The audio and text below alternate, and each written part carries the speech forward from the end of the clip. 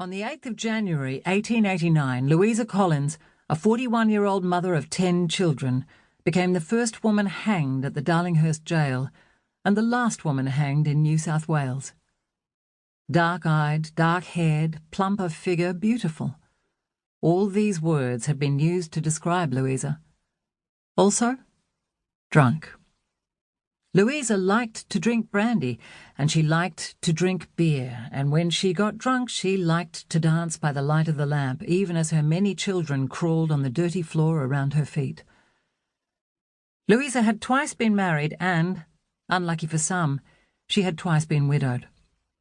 Over 6 tense months in 1888, the centenary year in New South Wales, she was tried not once but 4 times for the murder of one or the other of her husbands. Some of the strongest evidence against Louisa came from her only daughter, tiny, fair-haired May, who was just 10 years old when first asked by a judge of the Supreme Court to take the stand with a Bible in her hand and testify against her mother. The execution of Louisa Collins was ghastly, not only because executions generally are, or because Louisa was a woman, but because the hangman in New South Wales at that time, the gruesome Nosy Bob, was inept.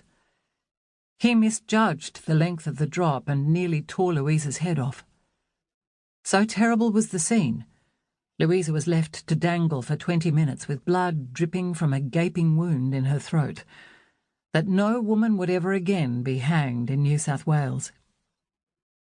The first question this book seeks to answer is perhaps the most obvious one. Did she do it? Was Louisa guilty? This requires a rigorous examination of the original evidence, including trial notes and forensic reports, most of which are stored at State Records, New South Wales. The aim throughout has been to ensure that everything recorded here, as opposed to anything that might have been said about Louisa at the time, is true.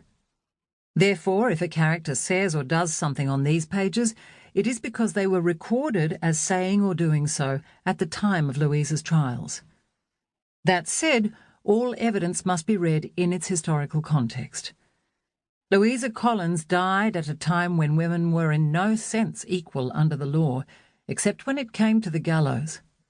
Women could not vote, they could not sit in Parliament, there were no female judges, and no female jurors either. The space available for women to have their say, to express an opinion about capital punishment, for example, was limited. The space available to them to exercise real power in a legal and political sense was non-existent. Also important is the fact that Louisa was a poor woman, in debt even to the undertaker.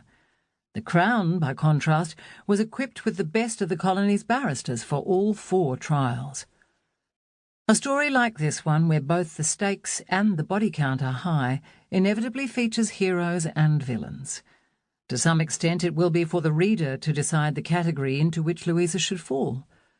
What is certain is that 2 of the colony's most powerful men, the Premier, Sir Henry Parkes, and His Excellency the Governor, Lord Carrington, ultimately declined to intervene on Louisa's behalf. In their absence it fell to the little people, many of them women, to find the moral courage to try to save her life. Their argument was both passionate and compelling, and may today seem obvious, that a legal system comprised only of men, male judges, all-male jury, male prosecutor, governor, and premier, could not with any integrity hang a woman. The tenacity of these women would not, in the end, save Louisa Collins, but it would ultimately carry women from their homes in the new colony of New South Wales all the way to Parliament House. Little more than a decade after Louisa was hanged, Australian women would become some of the first in the world to get the vote. They would take seats in state parliaments and in Canberra. They would become doctors, lawyers, judges, premiers, even the Prime Minister. Besides being the true story of one woman's life, this book should be read as a letter of profound thanks to that generation of Australian suffragettes who fought so hard for so many of the rights that women enjoy today. Their first steps into the political arena may have been tentative, but a wave rose in their wake and it would prove unstoppable. The delight and surprise in researching their lives was in discovering that some of their descendants, as well as some of Louisa's, still walk among us.